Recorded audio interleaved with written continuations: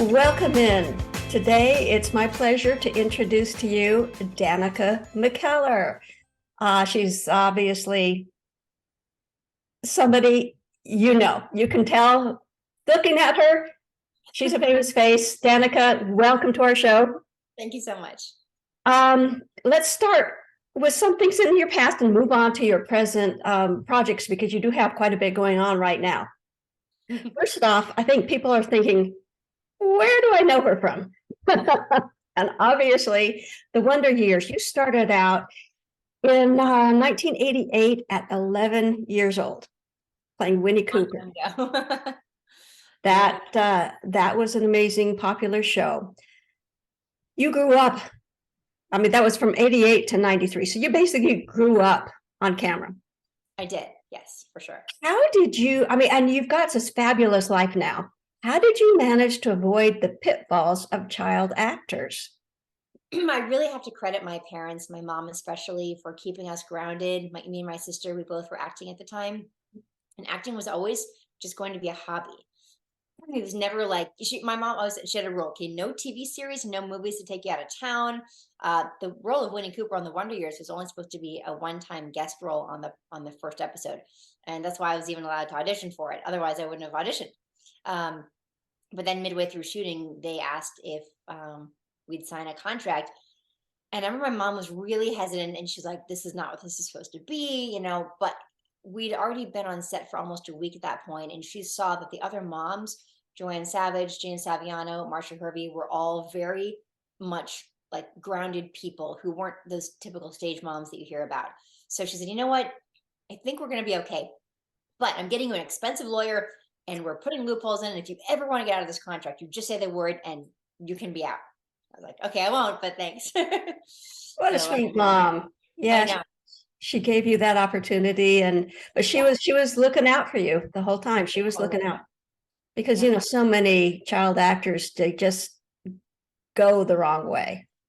I know. No, but I was really fortunate to be on a show like that. It was so beloved, and people still remember it today. And it's amazing that I've gotten to do these really sweet, good-natured movies that that feel like a continuation of the Wonder Years in some ways.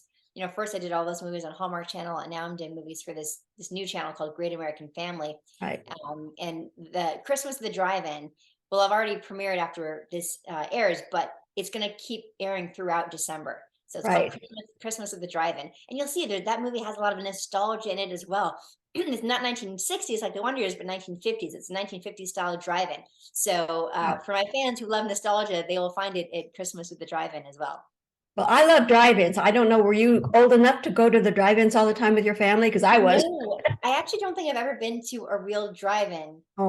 Except for the one they built for the movie. And by the way, for people who are like, oh, Great American Family, I don't know how to find that channel. You can actually find it in a really fun way. You text the word Christmas to 877-999-1225. 877-999-1225, like Christmas, like the date of Christmas. Just text the word Christmas. It'll ask you for your zip code, and you can find the channel in your area, because we are new. Okay, yes, you are. We will put that on the bottom of the screen. I do have a list of some of the providers that carry you. Hopefully by this time next year, you'll be super wide everywhere, because Great American Family is really becoming so popular and so comfortable for people to just drop in and see the shows. I love it. More heartwarming movies, the more the merrier. Yeah. It's great. It's a wonderful. So you are also an executive producer on Christmas at the Drive-In. Yes. What was it, besides the nostalgia, what was it that really caught your attention about the show? When they sent me all these different story lines about a year ago now, and I picked the Drive-In one, it just felt unique a little bit. It just felt like, oh, we haven't heard exactly this story yet. And let's face it, a lot of these movies are very similar to each other. It's part of why people love them so much. It's the comfort of knowing, oh, this is a rom-com, and they'll end up together, and it's a big city.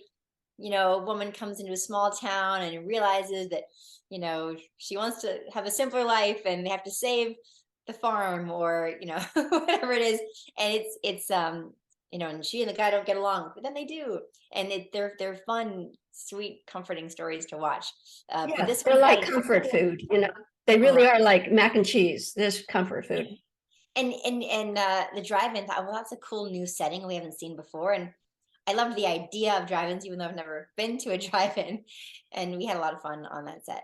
You missed out on something there because my dad used to put a little mattress in the back of our station wagon, and Oh, that sounds gather awesome. us all in, and then we go, and they'd usually have a double feature for the price of one.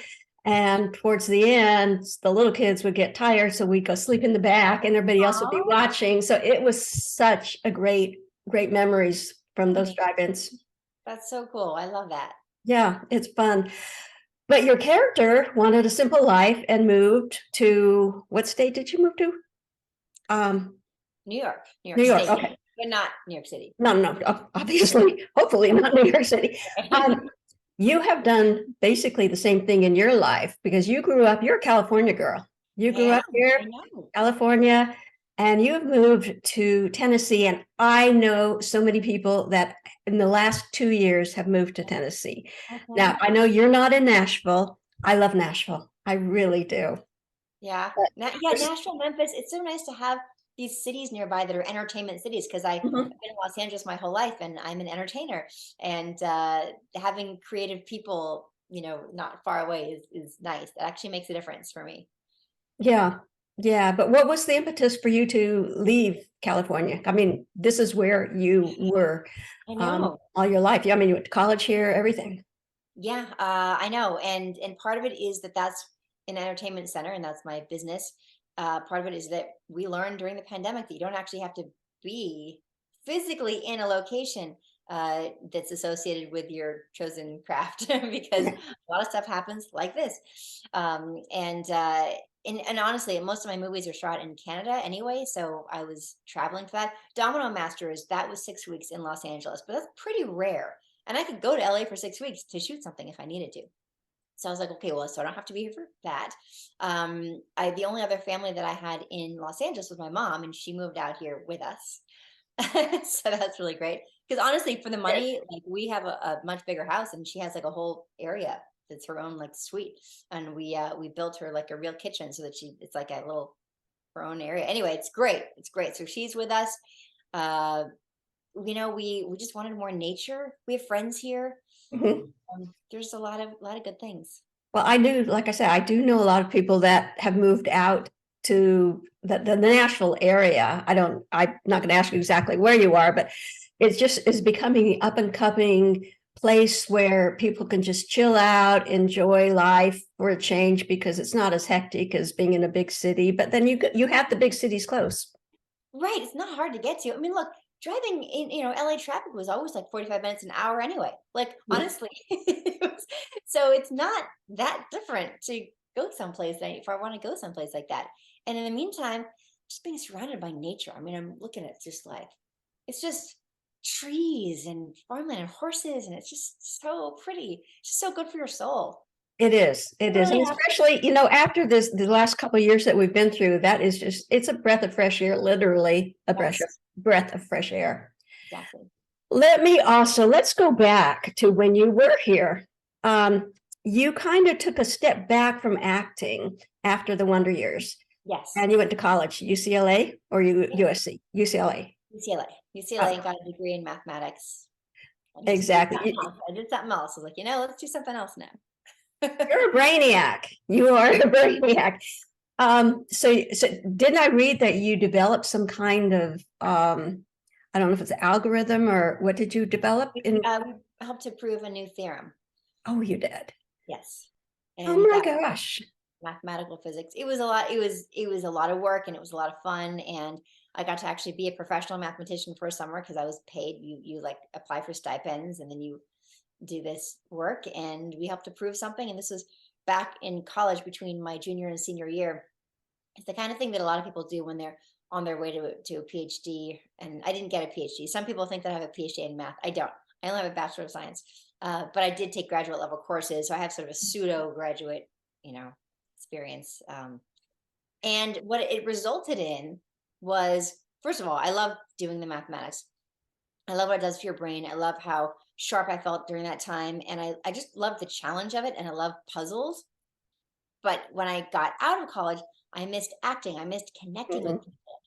And so I got back into it, and I did The West Wing. I did like other things on television and independent films. And then I missed math, and then I started writing math books. So these books, I have books for kids ages 0 to 16. My passion is making math like accessible and fun, and just shaking off all the negative stereotypes about it. So people who think math is too hard or too nerdy or not relevant in life or all sorts of things, I love dispelling those myths and showing them, especially kids, how fun it can be. So, little kid books like Goodnight Numbers and 10 Magic Butterflies, which is this is probably one of my best sellers, 10 Magic Butterflies. It's a fun book that teaches kids the how to make 10 from two numbers. So it's for kindergartners. Mhm. And it's these 10 flowers who wish they were butterflies. They wish they could fly. And so a fairy turns them into butterflies one by one. So first you have 10 flowers, then it's 9 flowers and one butterfly, then 8 flowers and two butterflies, and so on. And then it ends up becoming a story about accepting who you are and not trying to change. And the grass is always greener on the other side. So they decide they want to go back to being flowers again, and she turns them back into flowers one by one. And so it's a really fun, sweet story with magic and just the right amount of math for a kindergartner. And I've had so many great. I have kindergarten classes send me little plays that they do reenacting 10 Magic Butterflies to help them learn how to make 10 from two numbers. And it's just been so satisfying. And then the Times Machine, this is another one that I get a lot of comments on. This is for third and fourth grade. Times Machine, meaning multiplication, and it teaches multiplication and division.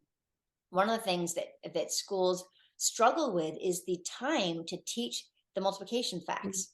Something that when I was in school, there was time dedicated to it. We did time tests and we do drills. And now there's so many demands on teachers. They just don't have they have to say, go home and learn these, and that's not happening. So then kids aren't learning multiplication facts, and then you can't reduce a fraction. You certainly can't do pre-algebra or algebra without knowing them backwards and forwards, and a lot of kids just aren't learning them. So in the Times Machine, I have a whole section. I mean, I do teach the philosophy and like understanding how to do multiplication and division, but the facts themselves, learning the facts themselves, I have a whole section dedicated to it where I do fun little stories and poems and visuals for all of the like difficult ones. So not the twos, not the tens, not the fives, but all the other ones. I say, okay, well, I tell a little story. I mean, like 8 times 8 is 64. So 8, that's a little octopus. So each number is depicted by something that represents that number. So in this case, there are two little octopus friends, and they come up out of the ocean. They go into this house that the doors open, and they get their little suckers stick to the kitchen floor, but they're just babies, so they don't know what's going on. So they think it's just they're like, wow, what a sticky floor. 8 times 8 is 64. It's just like little things, that make you. Or then there's one that I love telling that some people find slightly offensive, but it's not. It's fun. It's boy humor. So there's a Mr. Mouse character. He's a character throughout the Times Machine. Mr. Mouse is a cheese. He loves cheese. Of course he does. He's a mouse. And so imagine that he ate a big 6-sided block of cheese every day for a week, 7 days. That's 6 times 7.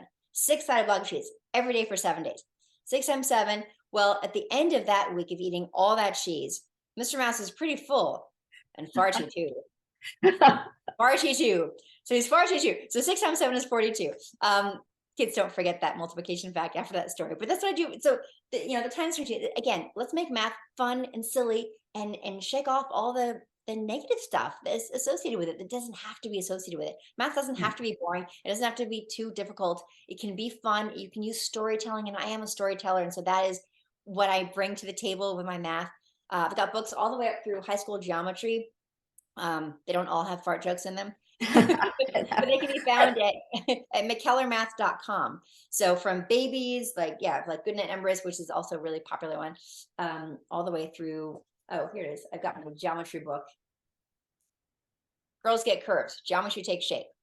So you have like subscriptions, so somebody can buy a subscription when a child is young, and then every year or something they get a new book that goes with their new age, or not? No, you just have to buy them. You should think about that, because that's good for parents. They just say, oh, I'll buy a subscription and it keeps coming. Yeah, that's a great idea. Yeah, it is. It's fun. I think listening to what you're telling about your books, that they'd make fabulous school Christmas books, presents. because textbooks, because Oh, I thought you they meant don't Christmas have that presents. many. I know. No, but they do make good Christmas presents. And the thing about these books is that, if you tell your kid I'm getting a math book, they're gonna be like, I don't want a math book. Just get it and just leave it on the table. Just like kind of don't talk about it. I used to tell people about that, like for Kiss My Math or Math Doesn't Suck. They're like, what's that? Kind of interesting. And then they open it and they find that it's got like all this, girly stuff and fun. So the books for middle school and high school are geared more for girls. So this is my first book that I wrote, Math Doesn't Suck. And there's actually a new edition of it now, where I expanded the problems section and they sort of updated it as well. People wanted more practice problems. I'm like, all right. But there's all sorts of, there's tons of math, but also like fun stories to teach the math. And then also self-esteem boosting sections that have nothing to do with math itself, just sort of philosophy, like a there's a section called Diamonds Are a Girl's Best Friend. And it talks about how diamonds are formed under extreme pressure and heat over millions of years. And that you yourself, by doing difficult things, can make yourself into a sparkly diamond. You can, you give yourself this gift of working on difficult things and getting better at it and teaching yourself that you're stronger and smarter than you thought. And that kind of fortitude, that confidence that comes from feeling smart, you can't get that anywhere else. You can't buy that. You have to work on yourself, and then you can buy resources to help you with that, get there. But that's the time you put into yourself, time you put in, and then that's something that no one can ever take from you either. Well, no, that's a lesson not just for kids. That's a lesson for all ages. And I mean, grandparents, that's something they need to learn too, because they need to put their own time in for themselves in order to be there for their grandkids or their kids or their friends. Everything revolves around that. And I mean, I was a math geek in school. I was a math geek. I didn't follow it as well as you did, as far as you did. Do you have any desire to maybe go back and get a PhD and maybe teach college in university sometime when you're old? I want to be as useful as I can. So at whatever stage of my life, whatever I think is the most useful, then that's what I'll do. Right now, I'm still writing books and I can reach a lot of people that way. I'd like to get them into, in a more formal way, into schools at some point. I haven't had a chance to really work on that. Right now, it's mostly parents buying them for their kids because they're much cheaper than tutors. And I think there's a lot involved, maybe even politically, for getting books into schools. But I do want to get this content to as many kids as possible so that we can really make a difference. And especially, so many kids got so far behind during the pandemic and the lockdowns. There's a real issue with kids being drastically behind in math. And I really want to help as much as I can. Just catch them up and help get rid of math anxiety, because that's at an all-time high. And that's just so unfortunate. I want to help. Oh, Let's make it that's more true. fun. Anxiety in school is even more ramped up now because of the time people took off from COVID. So I hear that. I hear that a lot. Let me ask you, you're very creative with your books. I mean, just listening to your stories, you're super creative, and you are creative in your producing and your acting. If for some reason it came time to just say, I have to do one, I can't do them both, which one would you choose? Do you have kids? No, If you had two kids, that'd be like me asking you, which of your two kids do you love more? I If you could got you. if you could only keep one of them, I mean, that's just because math is something, it's a gift. See, and that one thing I haven't had a chance to say yet is that yes, everybody could do this. Everybody could crack open a math book and teach themselves and get more confidence. It's unlikely that that's going to happen for most people, but kids are in school anyway. They're taking math anyway. So why not take this opportunity to build their confidence in math while they're there, right? Something I'm very passionate about. Also, I love telling human stories. It is something that my soul craves, is to find that truth in moments that then someone else can connect to. Because when you're truthful when you're acting, someone else sees that, it connects to their truth. And it's like a good poem. So you don't have to be thinking or going through the exact same thing that the audience will be when they're watching you. But if you're the more authentic of a moment you're having, the more authentic of a moment your audience will be having, and it'll help them to understand themselves better. And that's one of the ways we understand ourselves is by watching entertainment and seeing characters going through something and making Mhm. decisions and dealing with dilemmas, and then going, what would I do if I were in that situation? And kind of understanding ourselves. And delivering that to people is something that I love so much. It's hard to put words to it. So Right. I don't know how I would choose. And the fact that I get to use my instinct of storytelling to help kids in math is incredible. And I love that they come together in that way. Yeah. Well, I applaud you for that because, like I said, you are very creative and your books are something I'm going to be getting from my nieces. So there's no doubt about that. Oh, back to, okay, well, we only have a few minutes left, but back to your Christmas at the Drive-In. You reunited with your co-star from the Winter Palace. Mhm. Yep. When you do that, when you reunite with somebody, I know Hallmark has a lot of, they pair a lot of their actors together, and I'm sure Great American Family is going to start doing that, where they have a lot of good pairings. When you meet somebody again, for you haven't seen them for a while, and you're doing a new movie, is it hard to just get out of the mindset of the old movie that you did together and completely revamp your characters? I've always wondered that. Well, I mean, it's interesting because you go from project to project, and whether it's with the same co-star or not, you do always kind of have to shift into whatever that story is or whatever your character is. But it's really about the chemistry, And so I found that if you're working with somebody and it's good chemistry, it only gets better. And that you could put that chemistry on top of any story, if that makes sense, and it'll help to make that story better. So even though, in the last movie he was a prince, and I was like, I was his house manager or whatever. Uh, in this story, that doesn't matter. That doesn't take away or make it more difficult somehow to slip into a role where we were old high school sweethearts. In fact, in a way, it's nice that we'd work together to be old high school sweethearts, because then we have history and we kind of like play off of that, um, for this new story. But no, I was going to bring that up. Yeah. yeah, it's so much fun. I'm so proud of this movie, Christmas at the Drive-In, and I can't wait for people to keep watching. It's going to be airing throughout the Christmas season on Great American Family. So, and by the way, if somebody wants to know when the next time is to see it, if they just go to my Instagram, I'm just at Danica McKellar. I will definitely be posting the next air dates each time they are announced. Okay, well, we'll have to put all those informations at the bottom of the screen. The Winter Palace, I heard that it's still going to be airing in January as well. It Do will you be, know? yeah, yeah. So Well, during the Christmas season, Great American Family only airs Christmas movies. right. And so The Winter Palace is not a Christmas movie. Mm-mm. It came out in January. So that one will start to air again in January, The Winter Palace. And The Winter Palace, I will put the air dates for that as well on my Okay. Instagram.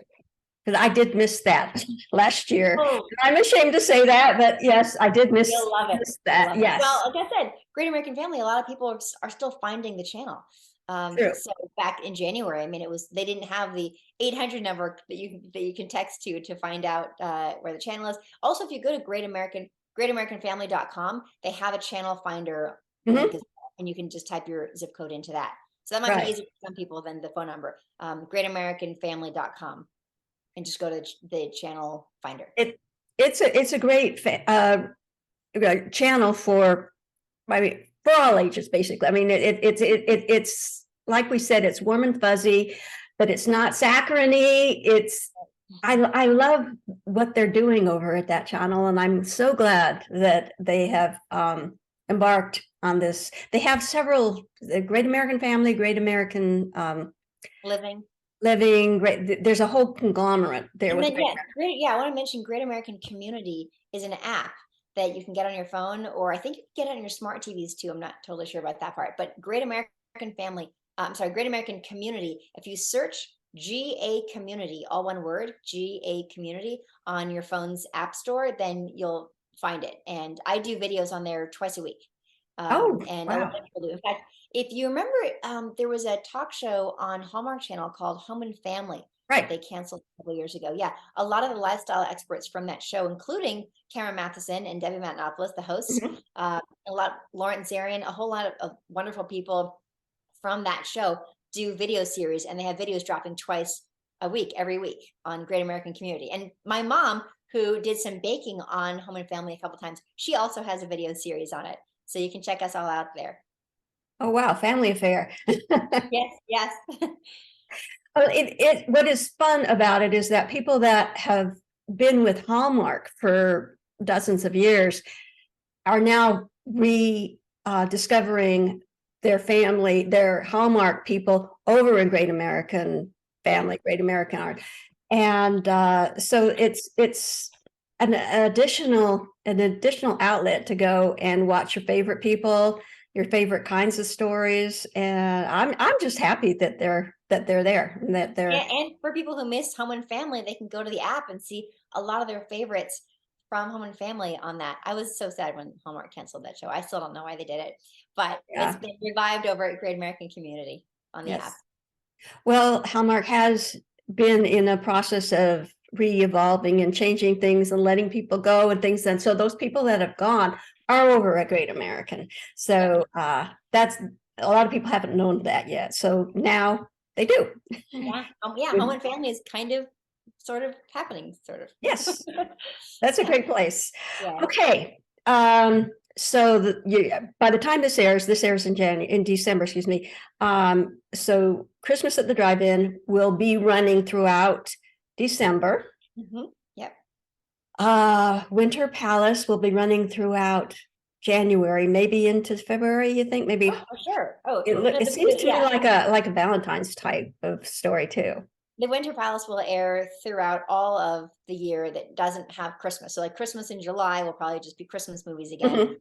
But the Winter Palace, you'll find it throughout because honestly, Great American Family is still building their library of movies. So the Winter Palace will air, I'm sure, a couple times a month, every month. Okay. Well, before we let you go, what's on the agenda for the rest of the year for you? Do you have any shows that you are thinking about or going to start shooting? Well, we're working on what my next Christmas movie is going to be. So I can't share those details yet because nothing is set in stone yet. So working on that, because I'm 2 pictures into a 4-picture deal with Great American Family. So we're working on what the next 2 movies are going to be right now. And so again, I can't share that yet. No. Also, I'm writing another math book, but that's going to be a while before it comes out. So it's not very exciting for people because it's too far in the future. But yeah, just follow me on Instagram. Anyone who's listening, if you're curious to know what I'm up to, I definitely keep people updated on there. And I'm going to be, exploring Tennessee and discovering this new part of the country that I've not ever gotten to know really well. So I'll be documenting that on my social media as well.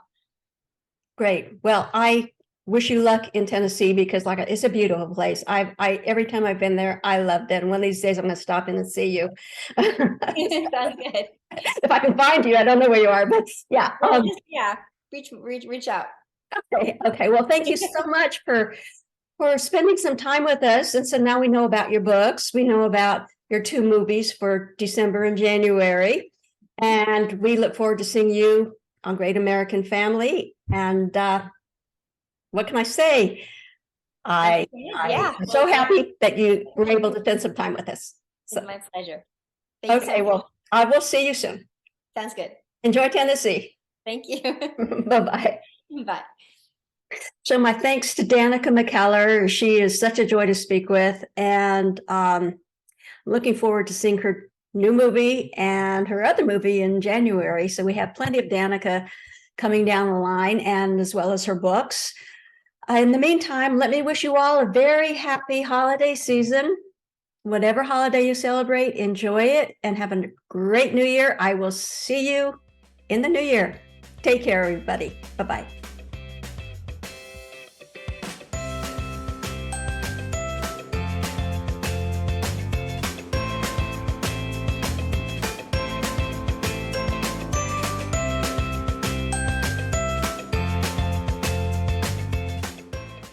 With over 30 years of experience in real estate and the mortgage industry, Darlene Mays provides knowledge and expert guidance to clients looking to buy or sell a home.